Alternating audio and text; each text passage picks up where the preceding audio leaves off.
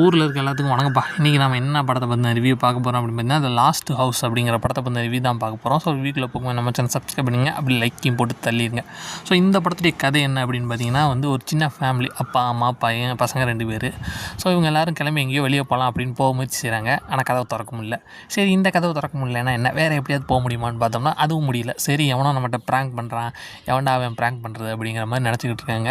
ஆனால் போக போக தான் தெரியுது இந்த கதவை திறக்கவே முடியாது, வெளியே போகவே முடியாது. 1 நாள் ஆகுது, 2 நாள் ஆகுது, டைம் போய்கிட்டே இருக்குது. ஸோ உள்ளே இருக்கிறத வச்சு ஓரளவுக்கு சர்வே ஆகுறாங்க. அப்படி என்ன தான் நடக்குது இந்த உலகத்துக்கு, இவங்களால் ஏன் வீட்டை விட்டு வெளியே வர முடியல, அப்படி என்ன தான் இவங்க பிரச்சனையில் மாட்டிக்கிட்டாங்க அப்படிங்கிறதா மீதி கதையாகவே எடுத்திருக்காங்க. கிட்டத்தட்ட ஒரு சர்வே த்ரில்லர் மாதிரி கொண்டு போக முயற்சி செஞ்சுருக்காங்க. ஸோ முழு கான்செப்ட் சொல்ல முடியாது இல்லையா, சொன்ன கதை எங்கே இருக்குது, ஸோ ஏன் எப்படி நடக்குதுங்கிறத நீங்கள் பார்த்து தான் தெரிஞ்சுக்கணும். ஆனால் நல்லா இருந்துச்சுங்க, வித்தியாசமான ஒரு கான்செப்ட். ஒரு சில வெப் சீரிஸ் மூவிஸ்லாம் வித்தியாசமான கான்செப்ட்டில் வரும். ஸோ இந்த மூவியுமே ஒரு வித்தியாசமான கான்செப்ட்டில் கொடுத்துருந்தாங்க. அது வரைக்கும் நல்லா இருந்துச்சு. கண்டிப்பாக ட்ரை பண்ணி பாருங்கன்னு தான் சொல்லுவேன். எனக்கு பிடிச்சிருந்துச்சிங்க. ரொம்ப ஆகணும்னு சொல்ல முடியாது, பட் பார்க்குறதுக்கு நல்லா இருந்துச்சு. ஒன் டைம் வாட்ச் பண்ணலாம். இதுக்கு எவ்வளோ ரேட்டிங் கொடுக்கணும்னா 5க்கு ஒரு 3.2 கொடுக்கலாம்.